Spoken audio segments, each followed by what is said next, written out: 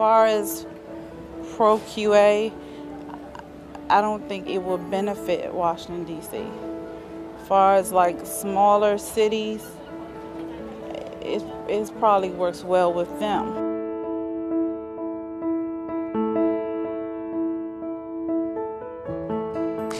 You know, when we were monitoring and listening to the calls, they were really inconsistent. So you may call, you know, we might get 6 calls for the same incident, and every single one of them would be different. You know, someone might ask for a description, someone may not. Someone may ask for a telephone number, someone may not. They were really inconsistent information. We needed something that gave them a guideline. The difference is that you have the software in place to ensure that you ask every question. I don't have to leave it up to your memory. I don't have to leave it up to your experience. For this to be the nation's capital and a communication center in the nation's capital, it's like, okay, it's about time that we set forth standards for everybody across the whole United States. The rewarding thing is, like I say, getting everyone to look at the big picture of this operation, making sure everyone is asking the crucial questions they need to ask each and every time, so we know that we're not liable, we're not putting the officers at risk, so we're getting all the pertinent information we need to send out. And you know, you would hear dispatchers say, well, where's more information? We didn't get this, or we didn't get that, or you know, where's the description? You don't really hear that as much anymore. You know, a lot more information is coming in.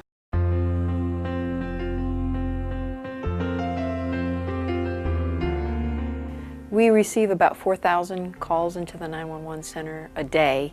It was about 1.6, 1.7 a year.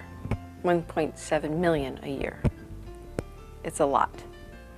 I had been trying to implement the protocols for quite some time, and there was quite a bit of management resistance, and it was called Char's harebrained idea, and it was considered a crutch for people.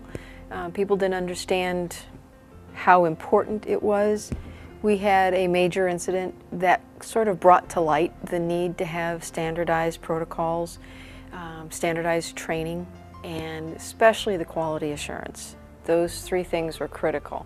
My reaction was we were blown away, because what we were thinking was, how are they going to consolidate all of this information into 3 protocols? It's a year later and I feel like a pro. I really do.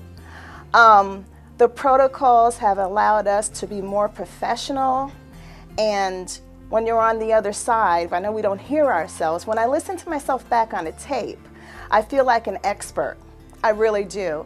And I feel like I'm giving our public and our citizens the information that they're asking for in a concise and in an educated way. We're communicating better with our customers. We didn't need to change our way. They can change the other things, but as a police dispatcher, we're always the ones right. You know, everyone else is wrong, and we were like, I don't know.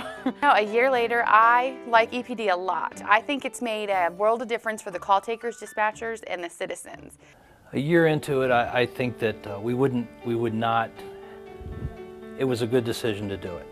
I would not have done anything too much differently what we did. I think it ran its natural course. A year later, we are moving very strongly toward accreditation. We do want to become a center of excellence for all 3 protocols. So now we can handle all of the calls that come in professionally and very well. We had a major fire incident. The person handled the call. She actually got Call Taker of the Year. And she handled the call smoothly, professionally, and gave all the right information. We didn't get any negative feedback from the fire department. Normally they're calling to say, you didn't ask this, you didn't ask that. So now we're getting all the right information. I couldn't be any more pleased. I really couldn't be any more pleased. I'm happy.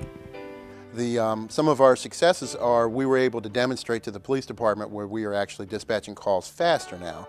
We're getting them processed and out. Even though all the information isn't there, we're getting responders initially started a lot quicker, sometimes within a minute or 2, or 2 minutes sooner than we were before. while we were gathering information to enter a complete call. Now, after we get through the safety questions, it's in, we're sending people, and then we're updating them as they're on the way. So they're arriving on the scene and making more apprehensions. In fact, 2009 has seen a dramatic crime decrease in Prince George's County. I'm not going to go out on a limb and say it's all attributed to EPD, but certainly we have been able to increase or decrease the amount of time it takes for us to process these calls.